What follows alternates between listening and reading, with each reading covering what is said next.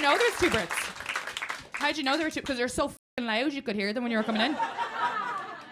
They were behind. My boyfriend says that. He says anybody who's from a country that colonised, for some reason they're louder. No offence to the Americans as well. It's a bit louder. Like when me and my ex went to Ireland, I never realised how loud he was until we went to Ireland, because Irish people talk like this, you know. Because they're like, oh, the neighbours are listening. Unless we're drunk, then we're hypocrites. But we were going through like a Dodge area, which obviously I would know, and then we were on a bus and there was a guy in a full Adidas tracksuit and he was shaking and he had like a proper, like I knew like this guy's, he's a bit, you know, and if you have an American accent, look, I'm sorry, you're just asking to be robbed. And my boyfriend was like, what's wrong with that guy? He's shaking. I was like, we're gonna get stabbed.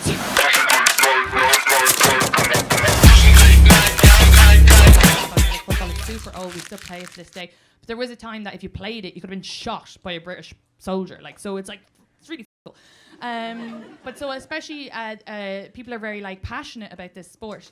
And so my grandfather gave, wait, what did you say? There's two Gaelic footballers. No. Brits. Oh, they don't mind. The Brits come to my show. They know. Oh, I'm not gonna tone it down for the Brits. Are you nuts? They colonized my country for 800 years. I'm speaking their language. No, I've been to London. I've done it. The Brits who come to my gigs know their history. And they laugh at themselves. And if they've come by accident, well, you know what? They get to learn some history. So it's all good fun. Where are the Brits? Where are you? Did they? Did they? Oh, gonna get cancelled. But that's my proof. So they're not the good Brits. Because the good Brits would be fine, but they're the ones who have hate in their heart. Because they hear an Irish accent. And it's still present in Britain to this day, okay? So people are like, sure, hasn't that been done since what, just after the 90s, okay? And I'd be like, yeah, you'd think so. But recently there was a hotel chain in England that said to their employees, don't let people book the room with these last names. And it was like literally 60 Irish names. Mine was the second on the list. I was like, don't want to go to your hotel chain anyway. And so I'll do stuff about Irish history, and they hate when you say that the famine is a genocide. It was a genocide because they exported all the other food, and they were like, you can only eat the potato, and then the potato got a blight, and they were like, handy. And I love history, I know all my so I remember doing a video about that, and then a lot of Brits who know this, like, they laugh at it. They know, I'm not fucking talking about you. If you like the royal family, then but they're cool Brits. And so anyway, that's grand, and they'll come to the show, they'll be fun.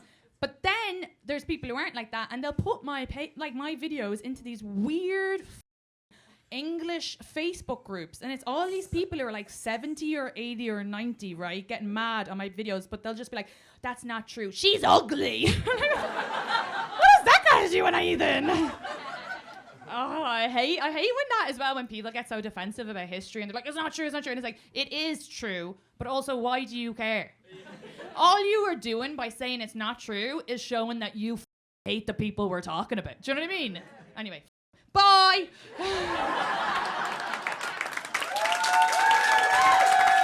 How did you know there's two Brits? How did you know there were two? Because they're so loud you could hear them when you were coming in. They were behind. My boyfriend says that. He says anybody who's from a country that colonised, for some reason they're louder. No offence to the Americans as well.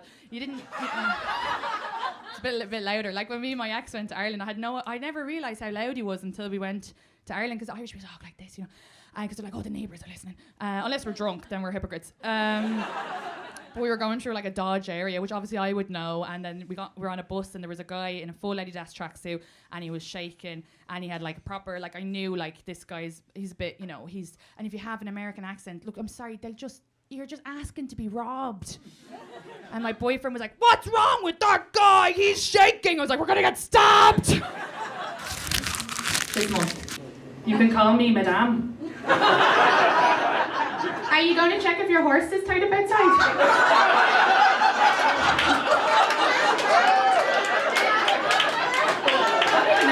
He knows I was talking to him. I'm not even roasting him. I love a good cowboy hat. They're fun. Can't even clip that because my dad has a cowboy hat. Kill me. My dad loves America. He loves America. It's so funny. Like, he doesn't like, some of the drama that's going on, but I'll be like, oh yeah, I was doing a gig in Texas, and he'll be like, in 1704, an Irish man named Maloney moved there. Every town he knows what Irish man moved to. But anyway, do you know that? Okay, no, I'm not gonna. I was about to say, do you know that song, the Irish song, There's a Horse Outside? But you wouldn't know that. Sorry, it was playing in my head once that guy walked by. I love my dad so much. I'm really close to my dad. When I first moved here, I was living in an apartment and there was a dog barking at 4 a.m. every night and I couldn't sleep, and I called my dad and I was like, what? Because we don't have that in Ireland. There was never pets like that in people's apartments and stuff. So I was like, what am I going to do? I can't sleep. And he was like, just poison the dog. Okay, no. And I told my roommate, because I thought that was really funny. It's silly, it's funny. Didn't really think anything of it. And then a couple of months later, I was coming home from work and she's standing outside with the neighbour and the neighbour was crying. And I was like, oh my God, is everything okay? And the neighbour was like, my dog died. My roommate made eye contact with me. I was like, I didn't poison the dog. And my dad called me and I was telling him, I was like, my roommate is being so weird around me. I'm fully convinced she thinks I poisoned that dog after you. This is all your fault. And he goes, just poison her. You're a policeman. He did shoot my cat. It's so funny when Americans get weird about that, but you're like, we love guns. He did shoot my cat, but he wasn't doing it like in a mean way. I shouldn't explain that. He's not like running around outside being like, where's the cats? No, my cat was sick, and I came home from school and he was like, Katie, I had to shoot the cat. I was like, I don't think that was your first option, to be honest. He was like, what do you expect me to do? I go, bring it to a vet. Because I'm not paying anyone to do something I could do myself. So then a few months later, when my appendix blew up, I was like, don't you come near me. He heard me telling this story when he came to America, and it's fully true, but he was like, do you have to tell the American people I shot the cat? I was like, yeah, I think it's funny. And he was like, fine, if you tell them, you have to tell them that at least before I did it, I gave him a tin of tuna. Like, how Catholic are you that you were like, here's your last meal? I left my other cat with him when I moved over here, my cat Wilson. Didn't shoot him, by the way. But I did convince my dad to take him. I was nervous to bring him over to America because he's indoor-outdoor cat, and the rats are the size of cats here in New York City, so. But I left him with my dad, and I was like, it'll be good. He'll eat the mice. That's great, you'll have a cat that'll eat the mice. And my dad had him for 10 years. Now, the cat passed away recently, but I went home and my dad was complaining about the cat. He was like, I've had this cat for 10 years. He hasn't eaten one mouse. He's the laziest cat you ever had. This is ridiculous. Then that night, my cat got a mouse, brought it in front of him and ate it whole in front of his face. I was like, now that's gaslighting. Are you going for a wee? You drank too much?